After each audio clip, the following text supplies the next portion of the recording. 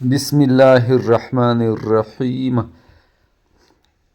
روایت ہے کہ بنی اسرائیل میں بریسا نامی ایک عبادت گزار تھا، گرجے میں رہتے تھے، مستجاب الدعوات تھا، لوگ اس کے پاس مریض لاتے، وہ دعا کرتے، مریض اچھا ہو جاتا۔ ابلیس نے اپنے تمام شیطان جمع کیے، اللہ کی ان سب شیطانوں پر لعنت ہو، اور کہنے لگا، کون ہے جو اس شخص کو فتنہ میں ڈالے؟ اس نے تو ہماری کمر توڑ رکھی ہے۔ ایک خبیث ترین شیطان کہنے لگا، یہ کام میں کروں گا، ناکام ہوا تو اپنے رفقا میں سے نکال دینا۔ شیطان خوش ہو کر کہنے لگا، واقعی یہ کام تیرے ہی کرنے کا ہے۔ یہ شیطان بنی اسرائیل کے بادشاہ کے گھر گیا۔ اس کی ایک بہت ہی خوبصورت بیٹی تھی، جو اپنے ماں باپ اور بہن بھائیوں کے ساتھ بیٹھی تھی۔ اس نے جا کر اسے پاگل بنا دیا۔ تمام گھر والے اس کے پاگل ہو جانے سے گھبرا اٹھے۔ اسی حال میں کئی روز گزر گئے۔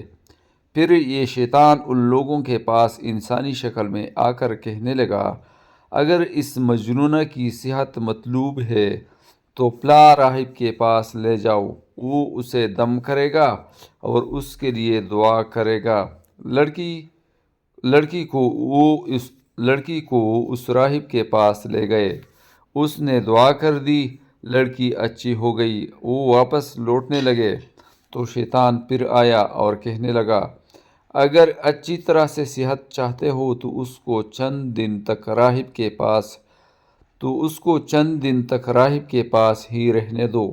وہ اس کے لیے تیار ہو گئے، مگر راہب نے اپنے پاس رکھنے سے انکار کر دیا۔ تاہم وہ لوگ اصرار کر کے اس کے پاس چھوڑ ہی گئے۔ راہب دن بھر روزہ رکھتا اور رات عبادت میں گزارتا۔ ادھر شیطان اس لڑکی کو یوں تو کچھ نہ کہتا۔ جب راہب کھانا کھانے کو بیٹھتا تو اسے دیوانی بنا دیتا، اور اس حالت میں اس کا پردہ بھی کھول دیتا، اور راہب ادھر سے منہ پھیر لیتا۔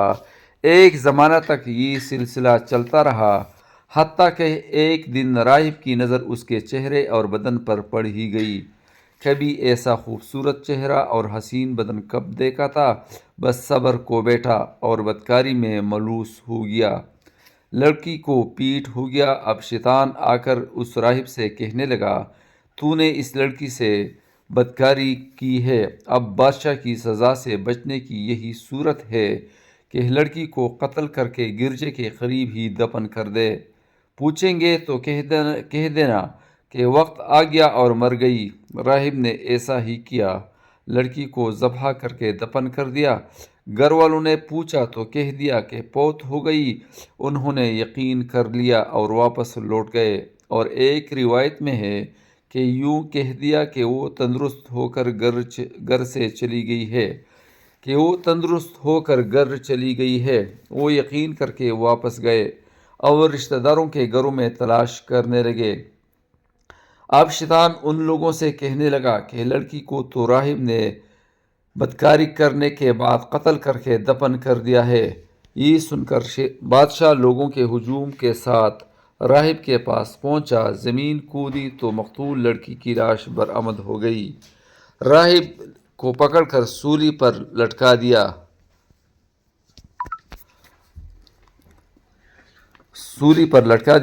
اس حالت میں شیطان راہب کے پاس آ کر کہنے لگا، میں نے ہی تیرے ساتھ یہ سب کچھ کروایا ہے، اور نجات بھی تجھے میں ہی دلا سکتا ہوں۔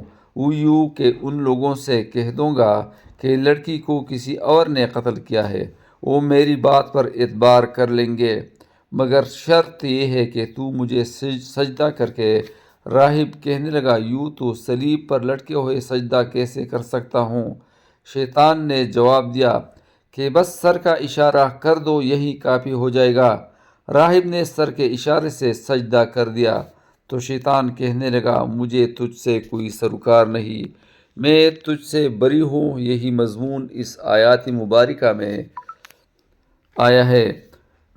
جس کا ترجمہ یہ ہے، شیطان کی سی مثال ہے کہ انسان سے کہتا ہے کہ تو کافر ہو جا، پھر جب وہ کافر ہو جاتا ہے تو کہہ دیتا ہے میرا تجھ سے کوئی واسطہ نہیں، میں تو رب العالمین سے ڈرتا ہوں۔ سو آخری انجام دونوں کا یہی ہوا کہ دونوں دوزخ میں گئے۔